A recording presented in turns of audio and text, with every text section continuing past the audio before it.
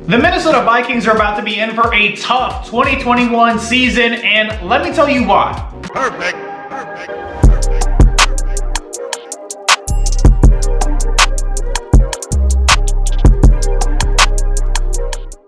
Of course, subscribe to the channel to help support your boy, and of course, get the bell on to know every single time I'm dropping a video. And with that out of the way, it's on to the content. The NFL schedule makers did the Minnesota Vikings and Skol Nation absolutely zero favors for this upcoming 2021 NFL regular season. Look, we're going to talk a lot about the Minnesota Vikings, of course, in this video. Heck, it's a Minnesota Vikings video after all. So let me start things off first with their free agent and offseason acquisitions. Starting things off with free agent acquisitions, they started off hot and got Patrick Peterson, the future Hall of Fame cornerback, formerly of the Arizona Cardinals, the former LSU standout. Patrick Peterson is going to be an added boost veteran-wise as well as performance-wise for the Minnesota Vikings secondary that over the past few years has been really wishy-washy as far as that defense. And on the defensive line, they added Dalvin Tomlinson, the defensive lineman formerly of Alabama and the New York Giants, who every year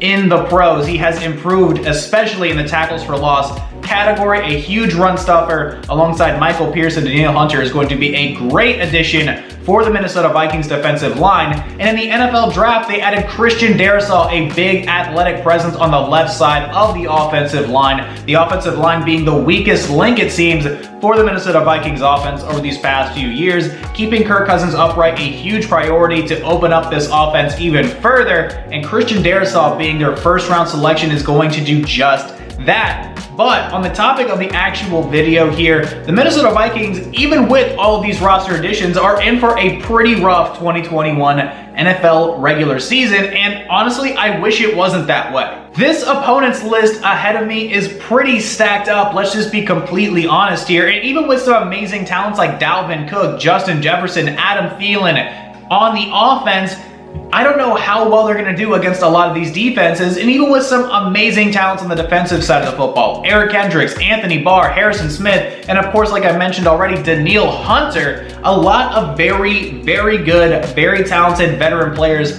along this roster for the Vikings, but this schedule that the NFL gave the Minnesota Vikings, it's almost like they hated the Minnesota Vikings. Because looking ahead to the Vikings schedule, let's just be really honest here. It's really wishy-washy week over week as to what we can expect the Minnesota Vikings to do against these opponents. According to Eat, Drink, Sleep Football, the Minnesota Vikings have the 5th toughest schedule this year in the NFL, and according to NBC Sports, they're ranked 6th toughest in the NFL. This is a roster that, again, while it's very good surface level, is going to have a really tough time competing with a lot of these teams.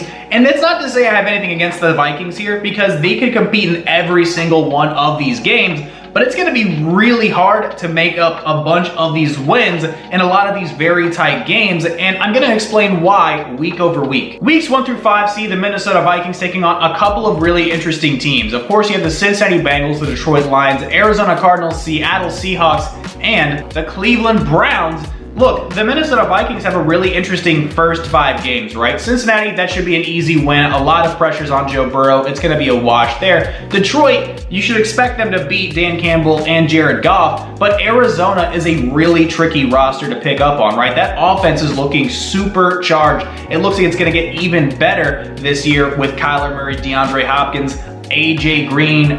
Look, that roster looks absolutely stacked offensively and even defensively, adding J.J. Watt. And then Seattle, of course, last year was considered a Super Bowl contender and hell, even made the playoffs last year. And let's not forget, the Cleveland Browns last year were a force to be reckoned with, and I think they're going to be even better this year. So it's really tough to say, but if I had to predict, I wouldn't see the Vikings going better than maybe 2-3 to start off the season. If they can maybe sneak a win past the Arizona Cardinals, maybe 3-3, or 3-2, excuse me, but it's tough sledding to start off. Week 6 through 10 see the Minnesota Vikings taking on the Chargers, the Cowboys, the Baltimore Ravens, and the Carolina Panthers, as well as a Week 7 bye. I honestly wouldn't be shocked if they go 3-4 here, beating Carolina, the Chargers, and of course the Dallas Cowboys. Baltimore is going to be a very tough game, whether it's home or away. And again, I'm not taking into account home or away for a lot of these games, but the Baltimore Ravens, regardless, are a very tough squad. This would raise the Minnesota Vikings record up to a 5-4. Not necessarily a great start, but you're above 500 so far. After week 10, weeks 11 through 15, and even weeks 16, 17, and 18, this is where things get absolutely tricky for the Minnesota Vikings because we still don't know the situation with a number of teams involved here. Weeks 11 through 15 see the Minnesota Vikings taking on the Green Bay Packers, San Francisco 49ers, Detroit Lions, Pittsburgh Steelers, and the Chicago Bears. So the situations in Green Bay and Chicago are going to be really weird and really interesting to keep our eyes on as NFL fans. At Green Bay, of course, we have no idea what's going on with Aaron Rodgers and the Green Bay Packers. The Packers seem to be digging their heels in to keep Aaron Rodgers. Aaron Rodgers wants out. A lot of people aren't showing up for training camps, and that's just right now. And in the beginning of June, the NFL season hasn't even started yet. And then in Chicago, you've got a quarterback battle brewing between Andy Dalton and, of course, first-round pick Justin Fields out of Ohio State. So you have no idea how the Bears are really going to look offensively come that later stretch of the season. If Justin Fields is even going to be good, is he going to be productive? Is he going to be a potential Rookie of the Year candidate? Because if the Chicago Bears have a really good quarterback, heck, that defense is stacked and the weapons around Justin Fields are stacked as well. Right now it's June, and because of the situation as it is right now, I'm going to say the Minnesota Vikings are going to go 3-2 during this stretch. That would bring their win-loss total to an 8-6 clip. Not bad, still in the playoff hunt here with 3 games to go. And in the final 3 games of the season, weeks 16, 17, and 18, you've got the Bears and the Packers again at some point, but you're starting that off with the Los Angeles Rams, and the Rams are absolutely no joke. And with the Vikings kind of broken apart offensive line, still very unpredictable. Who knows how good Christian Darrisaw is really going to be? Can the Minnesota Vikings offensive line pick itself back up this year and protect Kirk Cousins? Aaron Donald's going to be hunting after Kirk Cousins all game during this game, and it's going to really destroy the offensive game plan for the Minnesota Vikings.